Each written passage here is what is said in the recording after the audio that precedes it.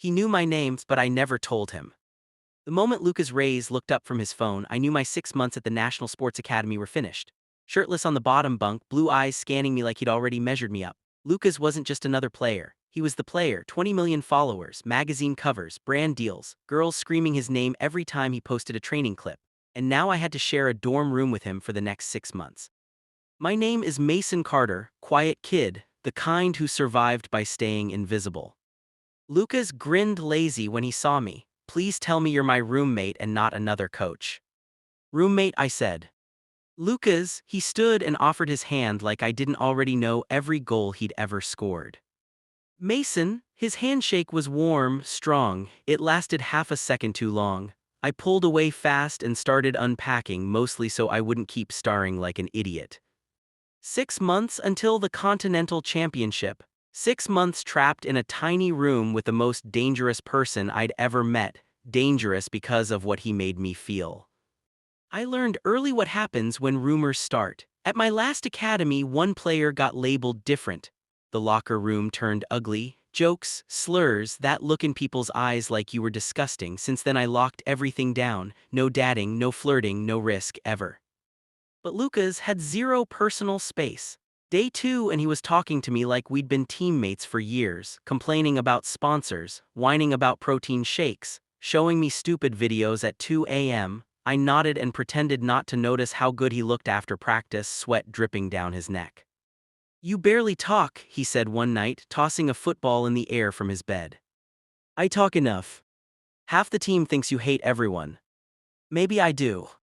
He laughed loud at that. See, there's a personality in there. The worst part was Lucas wasn't fake. I expected arrogance from someone that famous. But he treated everyone the same. The janitor, the bench players, me, the kid who walked into camp with no reputation. A week in, I noticed the limp. Just for a second after he landed wrong from a corner kick, everyone else missed it. I didn't. After the scrimmage, when the team was celebrating, Lucas walked slower toward the tunnel, careful, hiding it. You're hurt, I said quietly. I'm fine. You're limping, Lucas. He sighed. If the coaches think I'm injured, they'll bench me before qualifiers. Don't say anything, please. That was the moment I was screwed, because I said yes. That night I ended up wrapping his ankle with athletic tape while he sat on my bed hissing at every touch. My mom's a physical therapist, I mumbled. She taught me a few things. Congrats, Lucas grinned tiredly. You're officially my favorite person in camp. My chest tightened stupidly at that. It became routine, ice packs, stretching, rewrapping his ankle before bed. I told myself it was medical, but I liked taking care of him too much. One night after brutal training in 90-degree heat, Lucas collapsed face first on my bed. I think I'm dying. You're a professional athlete, I said, grabbing an ice pack. You're fine. No compassion, he rolled over. For a few minutes we didn't talk, then he asked, why don't you have a girlfriend? My stomach dropped. Not focused on that, I kept my eyes on his bandages. You ever been in love? Not really. Lucas studied me. Whoever gets you someday is going to be lucky. I almost messed up the rap. I started avoiding him after that, staying late at the gym, short conversations. Lucas noticed immediately. 3 days later he cornered me outside the cafeteria. What's your problem? I don't have one. You've barely looked at me. Can we not do this here? Teammates were nearby. Lucas grabbed my hoodie sleeve and pulled me to the empty practice field. Cold air hit us. Did I do something wrong? No. Then why are you acting weird? Because I'm falling for you, because every time you smile I forget how to breathe. Instead I said, you're intense. You want me to back off?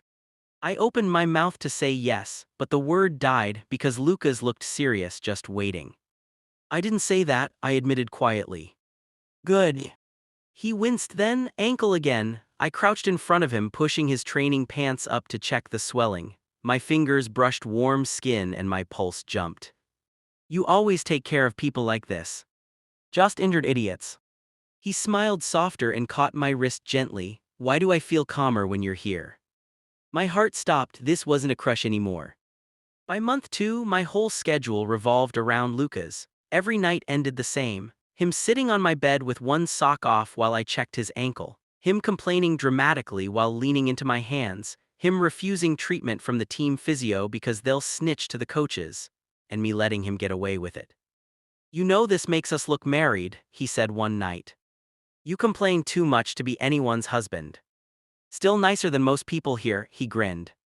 Lucas had millions of fans, but at 1 a.m. in the empty recovery room, eating protein bars and watching match replays, he talked like someone completely alone, and I became the place he could relax.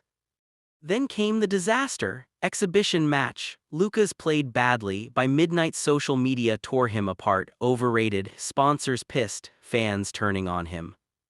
At 2 a.m. I woke to the dorm door slamming. Lucas looked pale, breathing too fast. He locked himself in the bathroom. I heard shaky breathing. Panic. "Open the door, Lucas." "I can't breathe," he whispered. I got him to sit on the floor, guided him through breathing, my arm around him. For the first time, Lucas sounded broken. "I'm so tired, Mason," he said into my shoulder. He leaned into me hard. Minutes passed, his forehead rested against me. "Sorry." "For what? You carry everyone else's problems. Nobody sees me like you do." His eyes dropped to my mouth. I stopped breathing, then he stood. I should sleep. Nothing felt normal after that. The recovery trip to the beach resort came next. Most players got drunk at the bonfire. I escaped to the shoreline, footsteps in sand. Lucas sat beside me. "Do you ever get tired pretending to be someone else?" he asked quietly. "You get it, don't you?" "Yeah." He moved closer until our shoulders touched. "I feel normal around you, Mason." My heart broke hearing that. The semifinal came. Lucas scored the winner in extra time. Stadium exploded. But after, in the empty physio room behind lockers, he locked the door. "You know the worst part?" he asked. "After every good thing lately, you're the first person I want to find." He stopped inches from me. "You're the only thing here that feels real anymore." Then Lucas kissed me, slow. Terrified I'd pull away, I didn't. Years of fear shattered. I kissed him back. When we broke apart, he rested his forehead on mine. "Don't let me run away from this." For a few days I believed it could work. Small moments piled up. Him stealing my coffee, me fixing his collar, him falling asleep on my shoulder on the team bus. We never talked about labels, but we both knew. Then came the photo. We were walking through the stadium tunnel alone after training. I touched his wrist lightly. "You don't have to carry everything alone." Lucas stopped, squeezed my hand briefly. A camera flashed. Someone disappeared around the corner. Next morning, the blurry photo was everywhere. Rumors exploded. My name spread. Instagram flooded with slurs and threats. Lucas came back furious. Management called him in for a 2-hour meeting. When he returned, his face was shut down. "They want us to stay apart publicly until finals end, just temporary." I laughed. It didn't sound like amusement. "Wow. I'm trying to protect both of us." "No, you're protecting your image." The word slipped out. "Love." The room froze. Days after, no touching, no sitting together. Lucas acted normal around everyone else. Only around me did he hide. That hurt worse than the hate comments. I started packing my bag. "I'm leaving after finals." "No. You don't get to decide that." "I'm not embarrassed of you." Lucas knelt in front of me. "Then why do I feel like your dirty secret?" Silence. That silence hurt worse than any answer. "I spent my whole life hiding who I am. I'm not doing it again for someone ashamed to love me." I walked out. Rain hammered the training center. I sat in the empty stadium seats, soaked. Footsteps. Lucas, drenched, panic on his face. "I can survive losing football," he said, tears mixing with rain, "but I can't survive losing you."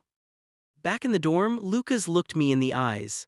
"I'm done hiding. I spent my life being whatever people wanted, perfect athlete, perfect straight star. I'm exhausted. I love you, and I'm tired of acting like that's shameful." I stepped closer and wrapped my arms around him.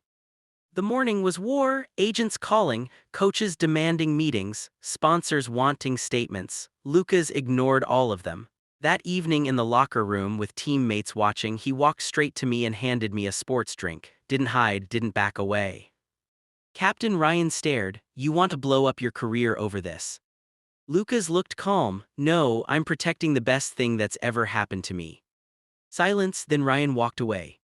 Championship final? 70,000 fans down 1-0 at halftime. Midway through the second half, Lucas scored the equalizer. Extra time, less than 2 minutes left. He intercepted a pass, dribbled past 2 defenders and scored. 70,000 erupted. But Lucas didn't celebrate with the team. He ran straight to the sidelines, to me. He grabbed my face with both hands, breathing hard, smiling through tears. For 1 second the stadium went silent. Then he kissed me, not hidden, not ashamed. Some booed, thousands cheered. He never let go. Headlines exploded across every sports network, but Lucas didn't care. At midnight, back in the hotel room away from cameras, he just held my hand. 2 years later, Barcelona, Lucas plays for a European club that supports LGBTQ athletes. I work beside the team as a recovery specialist. Life isn't perfect, still headlines, still judgment, but none of it controls us. One evening on the empty training field, Lucas stood midfield holding a small silver ring. This was supposed to sound smoother, he laughed nervously. You stayed, even when I gave you every reason not to. If you still want me, I want the rest of my life loving you. I was already crying, nodded through tears. He slid the ring on under the stadium lights. I pulled him up and kissed him, no hiding, no fear, just us. Love didn't make Mason and Lucas's lives easy. They faced pressure, judgment, fear, but they chose each other anyway. Because real love isn't perfect fairy tales, it's finding one person who makes you brave enough to stop hiding. The boy who feared losing his career became the man willing to lose everything for love. And the man who spent his whole life hiding finally found a place he could be fully seen.